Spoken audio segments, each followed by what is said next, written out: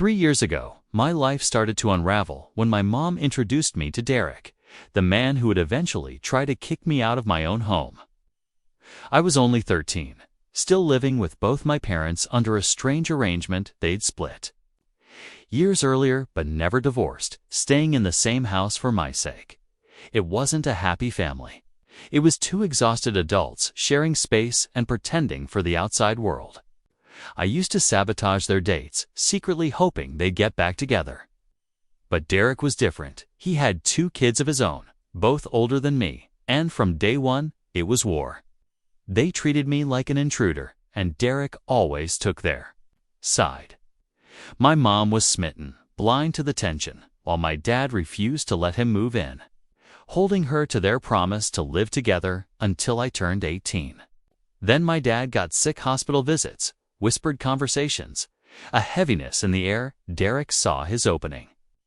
After my dad's sudden heart attack, he moved in like he owned the place. I thought grief might bring us closer, but instead, less than a month after we buried my father, my mom announced she and Derek were getting married. And that's when everything really started to spiral.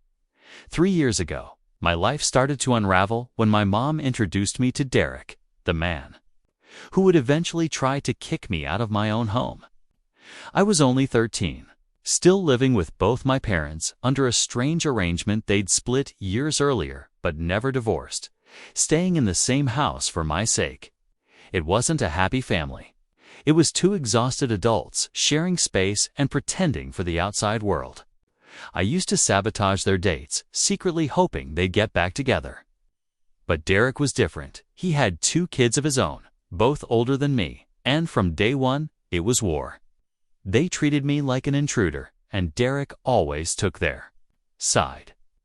My mom was smitten, blind to the tension, while my dad refused to let him move in, holding her to their promise to live together until I turned 18. Then my dad got sick, hospital visits, whispered conversations, a heaviness in the air. Derek saw his opening. After my dad's sudden heart attack, he moved in like he owned the place. And less than a month later, my mom announced they were getting married. The rushed wedding felt like a slap in the face. I'd barely buried my father and suddenly had a stepfamily claiming territory in my home. Then my dad's lawyer called. My father had left me nearly everything: money, properties, assets I never knew existed. Overnight, I went from being the unwanted kid to the unwanted rich kid, and Derek's mask slipped. In front of my mom, he was syrupy sweet. Behind her back, he looked at me like I was the obstacle to his plans. Breakfast turned into silent battles where he and his kids talked like I didn't exist, making plans for our house. He sat in my dad's chair every evening, laughed loudly as if erasing him one memory at a time, and ran chores like a drill sergeant, always finding reasons to accuse me of not fitting in. Every weekend outing, every fake family moment felt less like bonding and more like Derek trying to prove he was the man of the house. And I was just a problem to be removed. Ever since my mom married Derek, home has felt less like mine and more like his territory, where his rules dominate and my memories of my dad are quietly erased. He plays the part of a charming community leader in public, but behind closed doors, I'm treated like an unwelcome guest, criticized over trivial things, blamed when his entitled kids lash out, and forced to share my own belongings until they're ruined. My mom saw glimpses of the tension, but I kept quiet until one night I discovered emails on Derek's laptop about secretly selling our house, the one my dad loved, for some fresh start that didn't include me. That breakfast confrontation blew everything open. My mom was shocked, arguments erupted, and for the first time, she began to see him differently. But instead of backing down, Derek doubled his efforts, staging fake family bonding dinners and putting me on the spot, waiting for me to fail. When I finally told my mom everything, she promised to set boundaries, but the next day, Derek cornered me. Calm yet menacing, warning me to back off in a way that made it clear this wasn't just a bad stepdad situation anymore. It was a slow-motion eviction from my own life. Now, every day feels like survival in a house thick with tension, secrets, and the unspoken knowledge that I'm counting the days until I can escape. I was rattled. No lie, but I kept my cool, pretending I didn't know what Derek was talking about while my mind raced, realizing this man wasn't just a jerk, he was manipulative, maybe even dangerous. I stayed in my room for days, avoiding him, until one afternoon I overheard him on the phone, his voice low and tense, arguing about money and begging for more time. He sounded desperate, nothing like the polished man my mom saw, and it hit me that he was in deep trouble and had dragged it into our home. I told my mom, watched the worry flood her face, and listened as she confronted him that night, her voice firm for the first time in years. He denied, deflected, and charmed, but she stood her ground, warning him to sort himself out or leave. The days after were tense, too quiet, until one evening he stumbled in late, looking wrecked, and another fight exploded, this time ending with him packing a bag, storming out and leaving us in stunned relief. But just when we started to breathe, he came back, convincing my mom his problems were solved, and she took him in. I was furious, but stayed silent, until yesterday when we clashed over dirty dishes and it escalated into screaming. Then he blindsided me with an accusation that I was only nice to my mom to get my dad's inheritance. That's when I realized my mom had lied to him, letting him believe she owned everything, when in truth it was legally mine. I laughed, told him the truth, and watched the color drain from his face before I walked out. I stayed at a friend's place that night, but my mom called at midnight, raging at me for exposing her lie.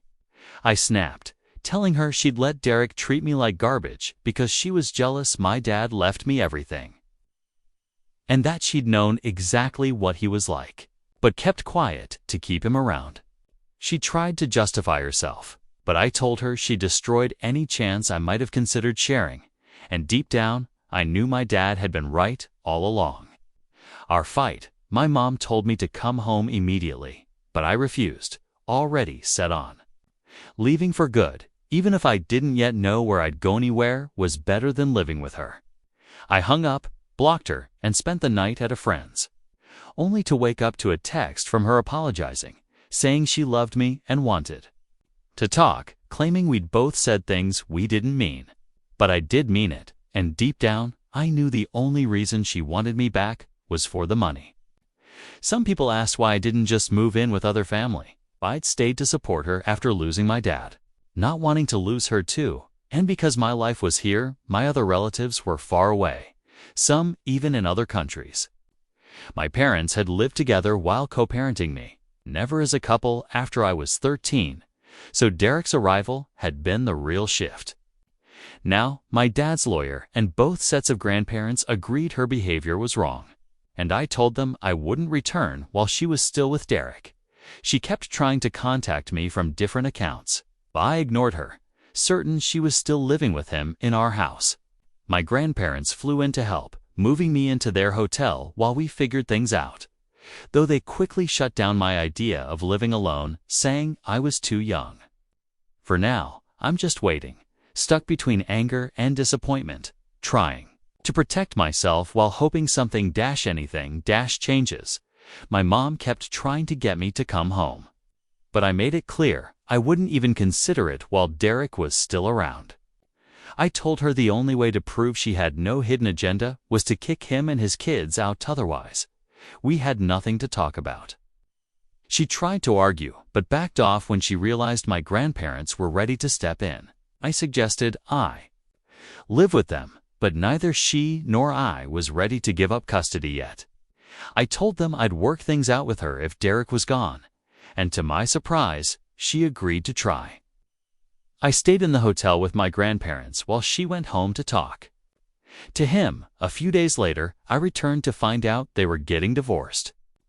She admitted she'd been wrong for letting Derek mistreat me, wrong for overreacting about my dad's will and promised to be a better mom.